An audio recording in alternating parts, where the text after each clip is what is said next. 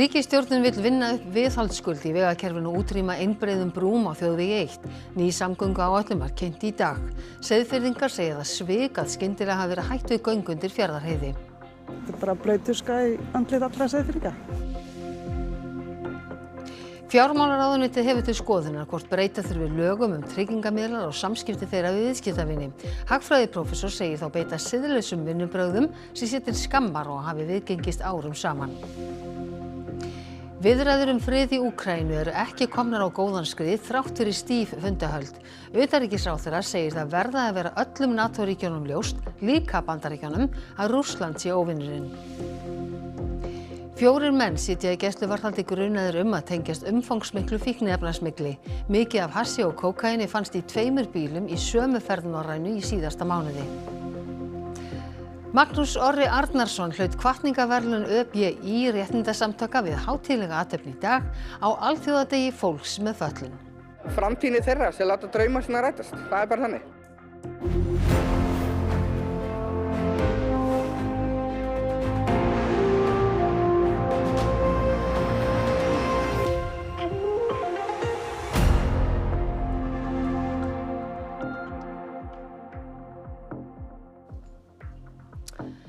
Komið þið sæl. Fjarðarheiðargöng hafa verið slegin af í bili og Fljótagöng komin efst á lista.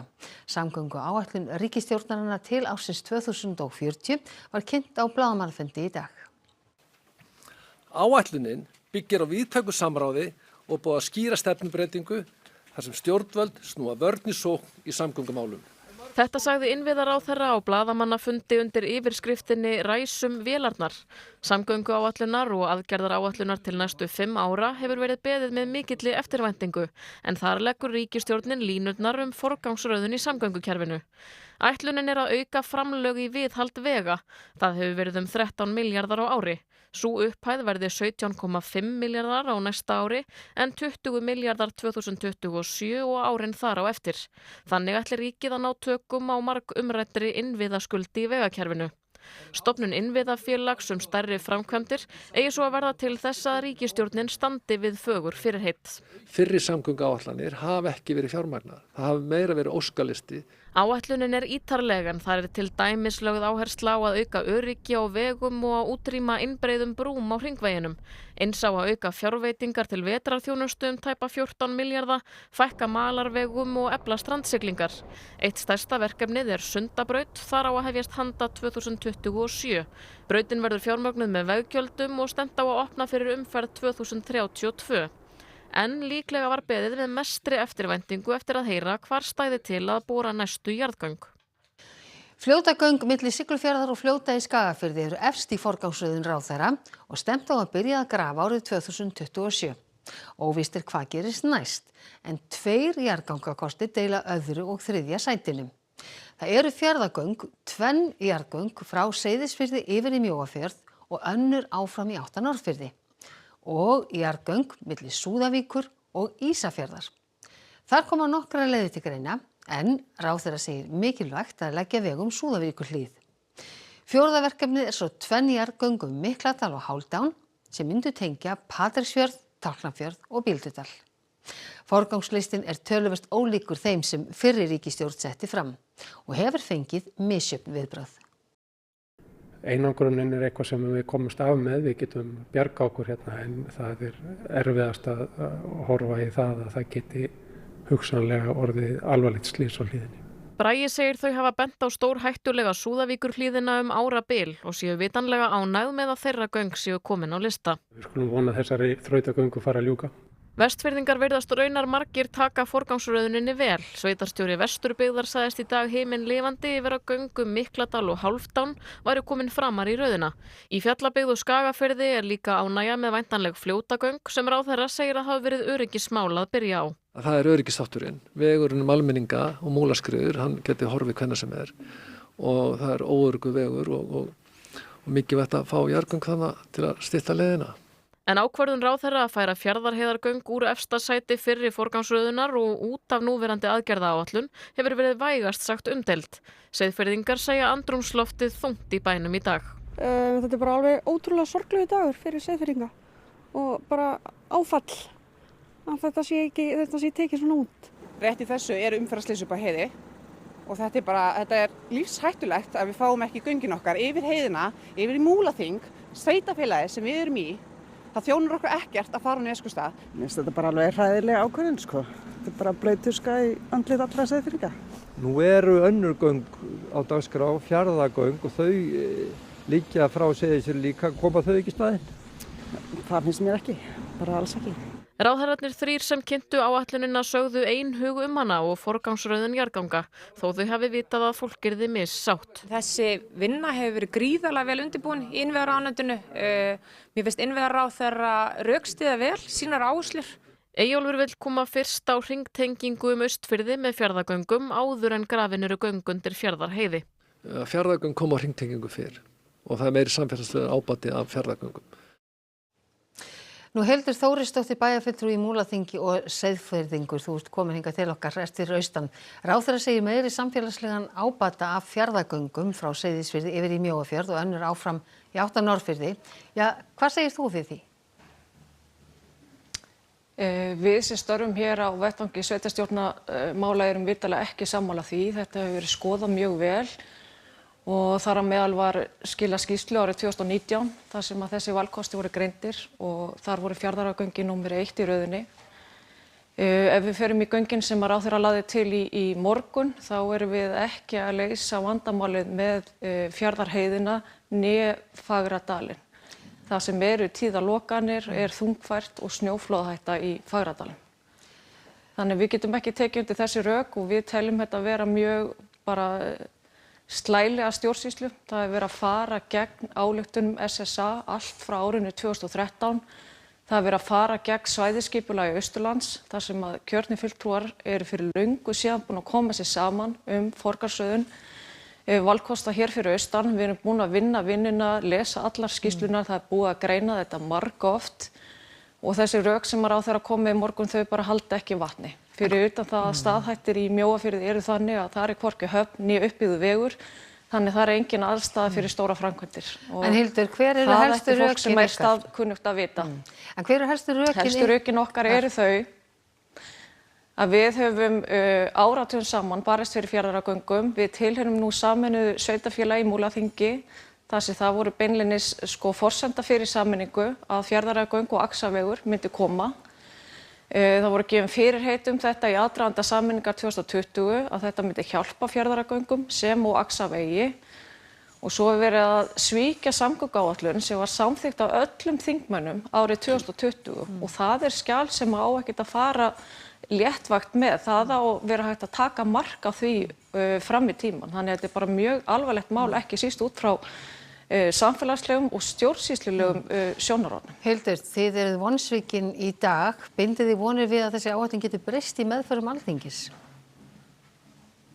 Já, ef að Alþingi og þingmenn ætla að láta taka sig alvarlega þá bara bindi ég vonir við það að menn vinni þetta öðruvísi því að þetta eru ófagleg vinnubrögð. Það er verið að fara gegn ályktunum, það er verið að fara gegn ákvörðunum sem hafa verið teknar, vel ígrundaðar, vel rannsakaðar, samanber skýrslur, ályktanir og svæðisskipulag. Fjarðarheiði er stórhættulegur vegur. Þetta er 620 metrar yfir sjávarmáli og til þess að árétta alvarleikann þá var dauðaslys á heiðinni í dag. Við höfum hrópað og kallað árum og áratugum saman öryggisþáttinn sem að ráðherra kom einmitt inn á í morgun og það gerðist hræðilegur atburður á heiðinni í dag sem undirstrikar allt sem við höfum talað fyrir. Hildur Þórisdóttir bæjarfulltrúi í Múlaþingi, takk kærlega fyrir að vera með okkur hér í beinni útsendingu. Og við höldum áfram umfjöllun okkar nýja samgönguáætlun stjórnvalda á næstu dögum en samhliða henni kynntu ráðherrarnir drög að stofnun innviðafélags. Félagið á að fjármagna stærstu framkvæmdir landsins næstu árin. Frumvarp að stofnun innviðafélags sem verður sjálfstætt félag að fullu í eigu ríkisins verður lagt fram á vorþingi. En á eftir að útfæra tæknileg atriði, til dæmis rekstrarformið, en líklegt er að það verði einkahlutafélag til að greiða aðkomu lífeyrissjóða eða annarra fjárfesta að því. Viðræður hafa staðið yfir við lífeyrissjóðuna en hvort það verður í formi lánsfjármögnunar eða eiginfjárframlags á eftir að koma í ljós. Fjármálaráðherra sér fyrir sér að Hvalfjarðargöng og ný Ölfusárbrú, sem líklega verður fyrsta verkefni félagsins, fari inn í það til að byrja með. það er mjög mikilvægt að félagið sé stöndugt og með öflugan efnahagsreikning. Nefndar eru 4 leiðir til að fjármagna félagið. Í fyrsta lagi árlegt eiginfjárframlag samkvæmt samningi við ríkið, gjaldtaka af mannvirkjum í eigu félagsins og svo lán með ríkisábyrgð eða endurlánum. 4. möguleikin er áðurnefnd aðkoma lífeyrissjóða eða annarra fjárfesta. Auk Ölfusárbrúar verða fyrstu verkefni innviðafélagsins Sundabraut og Fljótagöng þar sem framkvæmdir hefjast árið 2027 og svo næstu jarðgöng þar á eftir, annaðhvort Fjarðargöng eða Súðavíkurgöng. Og eins og Hildur Þórisdóttir bæjarfulltrúi í Múlaþingi kom inn á áðan að þá er 1 látinn eftir 2 bíla árekstur í Stafdal á Fjarðarheiði sem varð á 3. tímanum í dag. Samkvæmt tilkynningu frá lögreglu var snjóþekja á vettvangi og skafrenningur þegar óhappið varð. Alls voru 8 í bifreiðunum og voru allir fluttir á heilsugæslu Egilsstað. Vinnu lögreglu er lokið á vettvangi. Rannsókn slyssins er í höndum lögreglu og rannsóknar nefndar samgönguslysa. Þá snúum við okkur að öðrum fréttum. Líklega löglegt en margt sem varla er siðlegt, segir prófessor í hagfræði viðskiptahætti vátryggingarmiðlana sem Kveikur fjallaði í gær. Fjármálaráðherra er með lagabreytingu til skoðunar hvernig staðið er að viðskiptunum. Kveikur fjallaði í gær viðskiptahætti 2 vátryggingamiðlana, tryggingar og ráðgjafar og afkomu. Framkom í viðtölum við bæði fyrirverandi starfsfólk og viðskiptavinni að fyrirtækin væru með ítið starfsfólk sem biði viðskiptavinnum flóknarsamninga og fengi háar þóknanir og kostnað þeirra. Það eru þetta mjög ljótt að sjá, það sem þarna kom fram. Dæmi er að fólk hafi tapað háum fjárhæðum á samningunum. Kveikur fekk tryggingastarfræðing til að skoða eitt slíkan. Þar kom fram að sparnaður fyrstu 12 mánuðina hefði farið upp í kostnað. Og er eiginlega til skammar að þetta hafi viðgengist árum saman. Líklega löglegt en það er ansi margt í þessu sem á alla en hægt að kalla siðlegt. Sölumönnum er lögum samkvæmt skylt að upplýsa endurgjald sem þeir fá fyrir gerðan samning. Í skriflegu svari til Kveiks kannast framkvæmdastjóri trygginga og ráðgjafar ekki við að hafa aðgangssart fólk í vinnu, en segist taka ábendingar það alvarlega. Starfsfólkið undirgangist þjálfun vönduð vinnubrögð, gegnsæi og heiðarleika. Það er verið að skoða það hvort að það sé nauðsynlegt að breyta lögum eða hugsanlega bara setja reglugerð hvernig er staðið þessum viðskiptum. Hvort til dæmis eigi að vera heimilt að leyfa þeim sem selja þessa þjónustu að vera með frumkvæðis snertingar við neytendur. Þetta eru flóknir samningar og það sem er svo mikilvægt og kom fram í þættinum í gær er að það er svo mikilvægt að fólk skilja fullu hvaða samninga þeir að ganga inn í og að það sé ekki að greiða óeðlilegar þóknanir fyrir þá þjónustu. Ég held að kannski sé þetta nú eiginlega þannig að það nánast snýr að menntakerfinu. Það er eitthvað mikið að fjármálalæsi Íslendinga þegar að stór hópur fólks fellur fyrir þessu. Þú segir að setja skoðunar að setja einhvers konar lög reglugerð, hvenær þá er það gert? Eins og ég segi, þarna kallast á nokkuð sjónarmið. Við viljum samkeppni, þannig að við viljum ekki banna, en kannski ákveðna viðskiptahætti eða ákveðna tegund samninga viljum við setja reglur Við þurfum að feta þennan stig á milli þess að takmarka ekki samkeppnina sem er á þessum markaði og við viljum hafa á þessum markaði og síðan aðkomu óprótinni aðila. Neytendasamtökin beina til fólks að leita til óháðrar ráðgjafar sé það í vafa sína samninga. Gylfi varar við viðskiptum við þessi fyrirtæki. Já, eindregið. Það og enginn að koma nálægt þessum fyrirtækjum. Mikið af fíkniefnum fannst í 2 bílum sem komu til landsins með Norrænu í síðasta mánuði. 4 sitja í gæsluvarðhaldi vegna málsins. 2 umfangsmikil fíkniefnamál eru til rannsóknar hjá lögreglunni á höfuðborgarsvæðinu eftir að fíkniefni fundust vel falin í 2 bílum sem komu með Norrænu frá Danmörku. Bílunum var veitt eftirför eftir að þeir komu til landsins og voru 4 síðan handteknir og færðir í gæsluvarðhald. Báðir ökumennirnir og 2 menn sem tóku við efnunum og bílarnir grandskoðaðir. Menn leggja talsvert mikið á sig við að fela fíkniefnin í bílunum. Í þessum bíl hérna fundust 53 kíló af hassi, annars vegar í þessu hólfi hérna og hins vegar í þessu hólfi hér sem nær alla leið í gegnum bílinn. Í hinum bílnum fundust 9 lítrar af kókaínvökva sem hafði verið komið fyrir í áfengisflöskum í kæliboksi. Málin eru talin aðskilin og í öðru þeirra liggur 1 undir grun en í hinu 3. Mennirnir eru allir erlendir ríkisborgarar sem ekki virðast hafa nein tengsl við Ísland. En greining leiddi til þess að ökumennirnir voru kannaði sérstaklega.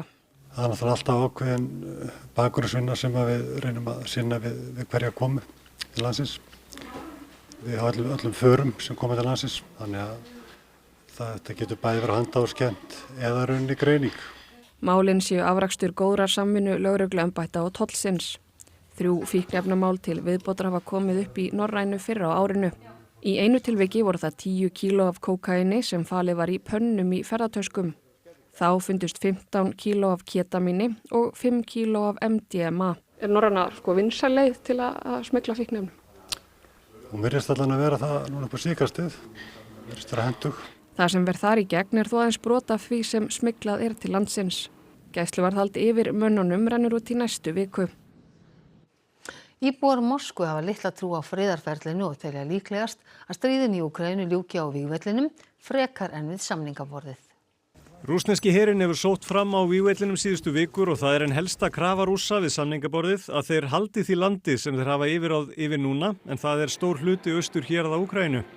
Ráðamenn í Bandaríkjunum segja árangur hafi náðst á fundi með Pútín Rússlandsforseta í Moskvu í gær, en núna fátt sem bendir til þess að friður sé í sjónmáli.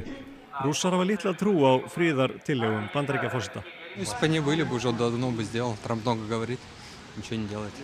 Скорее всего, нет. Трамп только так разговоры ведет, беспонтовые, скажем так.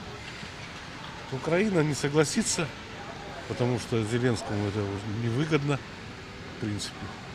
А Россия будет настаивать на своем, естественно. Перестать финансировать и поставлять оружие. Все. Если вдаться в историю глубоко-глубоко, Европа всегда завидовала России и всегда посягала на такой большой кусок и не давала ей покоя. Поэтому Европе здесь делать нечего. Á Rauðatorginu í Moskvu flestir á því að stríðinu ljúki á vígvellinum í Úkraínu. Нет, а мы ж еще и не достигли тех задач, которые Путин поставил. Я так думаю, на поле боя, иначе мы потом не сможем с Украиной справиться. Скорее всего, мирные. Посмотрим. Конечно, хочется, чтобы за столом переговоров, но такого не будет. Скорее всего, на поле боя будет заканчиваться. Читайте историю. Jón Ólafsson, sérfræðingur í málefnum Rússlands, og þetta mátti sjá þar fleiri sem að hallast að því að þessu stríði ljúki frekar á vígvellinum heldur við samningaborðið. Hverju hallast þú að? Sko, það var náttúrulega mikið vopnaskak í Rússum í gær sérstaklega. Putin lét amerísku samningamennina bíða eftir sér, sendaði göngutúr Moskvu og fínan veitingastað á meðan hann þingaði með sínum hershöfðingjum og ræddi sigra og árangur Rússa í Úkraínu og all umræða, allur fréttaflutningur gengur út á það að það sé mjög hörð framsókn og Rússar sé að vinna þetta stríð, þannig að það kemur mann ekkert á óvart þó að gangandi vegfarendur í Moskvu séu dálítið á þessari línu. En með hvaða hætti fjallað þessar friðarviðræður í rússneskum fjölmiðlum? Sko, það eiginlega þrennt sem að mjög áberandi þessa dagana í svona umfjöllun og umræðu, og það fyrsta lagi þetta að nálgast Bandaríkjamennina og þeir svona, þeim lýst sem í rauninni bandamönnum og menn furða sig á því að það ekki bara stigið það skref til fulls að sameinast Rússum ákveðnar tillögur og láta Evrópu og Úkraínu bara ganga að þeim. Hitt að mála upp Evrópu sem í rauninni veldi sem að hruni komið. Það alltaf talað núverandi elítu Evrópu, framtíðin ber í skauti sér að það muni breytast. Og síðan auðvitað að lýsa þessum árangri í stríðinu sem einhverju sem að Rússar geti haldið áfram, þar að segja að það sé sigur viljinn sé nægur og það sé nægir, hvað maður segja, það sé næg vopn til þess að ná þessum árangri. En það langt í milli. Hvaða leiðir sér þú svona eftir lokin til þess að sætta þessi sjónarmið til þess að koma á friði? Sko, það auðvitað ákveðnir hlutir sem eru á borðinu og það annars vegar verið að tala öryggistryggingar og hins vegar landsvæði. Og það alveg ljóst að ef að samningsvilji Rússa megin, sem ekki það sem maður sér í dag, að þá þarna auðvitað hægt að sjá fyrir sér einhvers konar málamiðlun, en þá yrðu náttúrulega Úkraínumenn að sætta sig við landamissi og fá þá gríðarlega sterkar öryggistryggingar á móti. Hvorugt í rauninni augsýn í dag. Takk kærlega fyrir Jón Ólafsson að koma hingað og útskýra þetta fyrir okkur. En við förum þá til Brussel þar sem málefni Úkraínu voru á dagskrá ráðherrafundar Atlantshafsbandalagsins í dag. Staðan í Úkraínu var rædd í þaula á fundi utanríkisráðherra NATO-ríkjanna hér í Brussel í dag, einnig með utanríkisráðherra Úkraínu sem kom hingað seinnipartinn. Fundurinn kemur á mikilvægum tíma. Samningamenn Bandaríkjastjórnar voru á löngum fundi með Vladimir Putin Rússlandsforseta í Moskvu í gær og aðalsamningamaður Úkraínu hér í Brussel í dag að undirbúa sig fyrir viðræður sem verða í Washington seinna í vikunni. Evrópuríki hafi langan tíma barist fyrir því að vera hluti á og hafa áhrif á friðarviðræður í Úkraínu og sú barátta setti mark sitt á umræður ráðherranna hér í Brussel í dag. Já, það auðvitað margt sem að gerast bak við tjöldin en það rétt, ég hefði viljað sjá Evrópu við borðið, eins og ég segi, stíga upp en það verður líka að vera þannig að sá aðili, að því við erum hér í NATO og það eru aðila bæði vestanhaf sem austan sem eru aðilaði hér á NATO, þá verða allir að hegða sér í samræmi við það og vita hverjir eru vinir þeirra, vita með hvernig þeir eru að standa og vita líka á móti hverjum þeir verða að berjast og það svo sannarlega Rússland sem við erum margbúin að undirstrika, það Rússland sem óvinurinn, ekki aðrir. We all want the bloodshed to end and I strongly welcome President Trump's continued efforts to bring about a just and lasting peace. This is vital for resolving this conflict and we support the United States in leading this effort. And as negotiations proceed, we cannot waver in our commitment to Ukraine. Sveitarfélög, stofnanir og félagasamtök undirrituðu í morgun samning stuðning við fólk eftir að það lýkur afplánun. Húsnæði, atvinna og félagslegu stuðningur eykur líkur á að fólki takist að snúa við blaðinu. Fangelsismálastofnun, lögregla, húsnæðis- og mannvirkjastofnun, Landspítalinn og sveitarfélög ásamt frjálsum félagasamtökum eins og SÁÁ standa að verkefninu sem kallast Exit. Félags- og húsnæðismálaráðherra styður verkefnið. Tilgangurinn að styðja fólk sem vil snúa við blaðinu eftir afplánun. Þetta náttúrulega felst bara í meðferðum og að koma fólki í húsnæði og vinnu. En við þurfum líka síðan að þróa nýja lausnir, hvernig við hjálpum fólki sem á við margvíslegan vanda að stríða, þannig að það getur snúið aftur inn í samfélagið og átt gott líf. Við framkvæmdina verði meðal annars horft til þess hvernig Exit hefur verið innleitt annars staðar á Norðurlöndum, til dæmis í Danmörku þar sem hefur orðið mikil framþróun. Þar hefur það skipt verulega miklu máli, sérstaklega jafnvel gagnvart þeim sem teljast vera hættulegastir í dönsku samfélagi, að bjóða upp á aðstoð, en líka að það sé hvati til þess að þiggja aðstoðina. Tekið hefur talsverðan tíma að koma verkefnin á stað og það verið reynt áður. Eygló segir að þar sem mjög ólíkir aðilar komið að verkefninu verði ekki alltaf allir sammála, en með undirrituninni vinnan formlega hafin. Og vonandi sjáum við það raungerast núna á 9 ári að við getum farið að aðstoða einstaklinga sem það vilja. Maður fagnar þessum áfanga. Þetta við erum búin að bíða lengi eftir að ná öllu þessu fólki saman og stofnunum og félagasamtökum. Þetta góður dagur. Tilnefningar til íslensku bókmenntaverðlaunanna og blóðdropans voru kynntar í Edduhúsi íslenskunnar síðdegis í dag. 20 höfundar eru tilnefndir og flokkarnir eru 4. Íslensku glæpasagnaverðlaunin, barna- og ungmennabækur, fræðibækur og rit almenns efnis og íslensk skáldverk. Verðlaunin sjálf verða afhent í febrúar en nánar má lesa allar tilnefningar á ruv.is.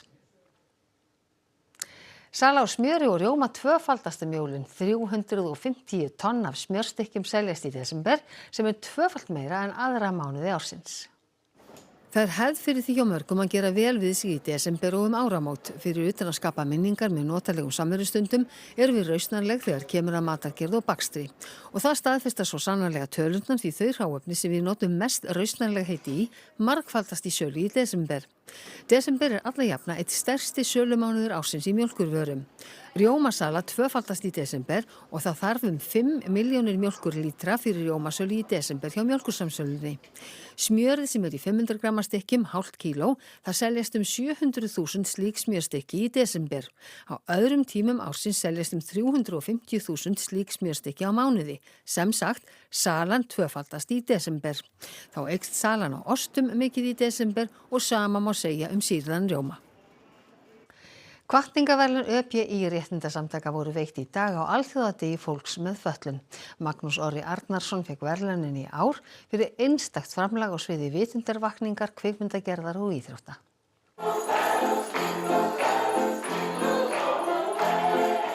Ég sjálfur með túrrættaumhverfi og væga þroskahömlun en þetta hefur styrkt mig bara ennþá betur og það þýðir að ég vil fara lengra í því sem ég er að gera. Ég veit allan að það eru mjög margir sem líta upp til mér eins og sjónvarpsþáttunum með okkar augum sem ég er í og er rosalega þakklátur að geta verið góð fyrirmynd. Og Magnús Orri hefur nýlokið við heimildamynd sína Sigur fyrir sjálfsmyndina sem verður sýnd á RÚV rétt fyrir áramót. Þessi saga íþróttafólk sem fer á Special Olympics leika sýnir líka að allir geta stunda íþróttir og allir eiga að fá tækifæri til að prófa og æfa og keppa í íþróttum. Mér finnst aðalmálið að fá þessi tækifæri fyrir allt sem ég hef gert og gert fyrir íþróttahreyfinguna, gert fyrir fatlað fólk og stundað allt sem ég er að gera. Mér finnst það vera kosturinn og bónusin öllu, verðlaun aukaatriði. Ég vil bara enda þetta viðtalið sem ég enda öll viðtal á, bara framtíðinni þeirra sem láta drauma sína rætast. Það er bara þannig. Sammála því, en við ætlum að líta til veðurs. Lægðirnar hafa haldið sig suður í hafi undanfarna daga og halda áfram að athafna sig á þeim slóðum. Af þeim sökum verður veður nokkuð einsleitt næstu daga með ríkjandi austlægri átt og slitróttri úrkomu sem fellur þá fyrst og fremst á austanverðu landinu. Hitaþulur fara heldur hækkandi og verður helgarveðrið nokkuð milt miðað við árstíma. En nú skulum við sjá hvað ber hæst í íþróttum kvöldsins og Kastljósi. Snæfríður Sól Jórunardóttir synti sig inn í undanúrslit í 200 metra skriðsundi á EM í 25 metra laug í morgun. Undanúrslitin fóru fram nú síðdegis. Íslenska kvennalandsliðið í handbolta býr sig nú undir annan leik sinn í milliriðlum heimsmeistaramótsins í Þýskalandi. Og í dag voru íþróttamaður og íþróttakona ársins útnefnd hjá Íþróttasambandi fatlaðra. Missið ekki á íþróttum hér eftir skamma stund. Í Kastljósi í kvöld spyrjum við biskup Íslands hvers vegna þjóðkirkjan finni sig knúna til þess að ráðast í auglýsingaherferð. Trú fyrir mér er í raun og veru að trúa að það sé bara eitthvað starra og meira í þessum heimi heldur en ég. Við tölum við mann sem lék undir hjá Beach Boys á meðan hann svaf. I said, it's a true story. He said, no. I said, yeah, you're goddamn right it is. And that was that. Og svo er það óperan La Bohème í Borgarleikhúsinu. Við erum að lækka svona kannski þröskuldin oft myndast þegar fólk fer á óperur.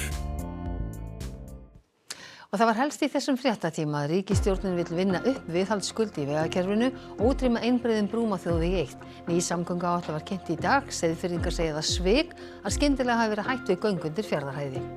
Þetta er bara blautuska í andlit allra Seyðfirðinga.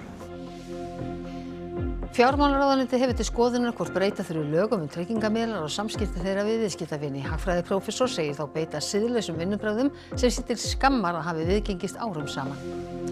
Viðræður frið í Úkraínu eru ekki komnar á góðan skrið þrátt fyrir stíf fundahöld. Utanríkisráðherra segir það verða að vera öllum NATO-ríkjunum ljóst, líka Bandaríkjunum, að Rússland sé óvinurinn. 4 menn sitja í gæsluvarðhaldi grunaðir að tengjast umfangsmiklu fíkniefnasmygli. Mikið af hassi og kókaíni fannst í 2 bílum í sömu ferð í Norrænu í síðasta mánuði. Þessum fréttatíma er að ljúka og þá komið að íþróttum, veðri og Kastljósi. Næsti fréttatími er í útvarpinu klukkan 10 og nýjustu fréttatíma alltaf finna inn á RÚV.is.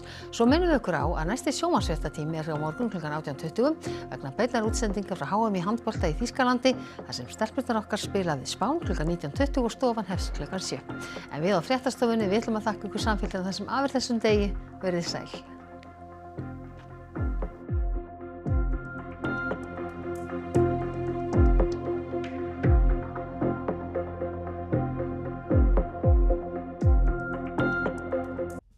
Á RÚV í kvöld. Kiljan er fyrir löngu orðin ómissandi í bókmenntaumræðinu í landinu. Egill og bókhelskir félagar hans fjalla sem fyrir forvitnilegar bækur af ýmsum toga og úr öllum áttum. Sagan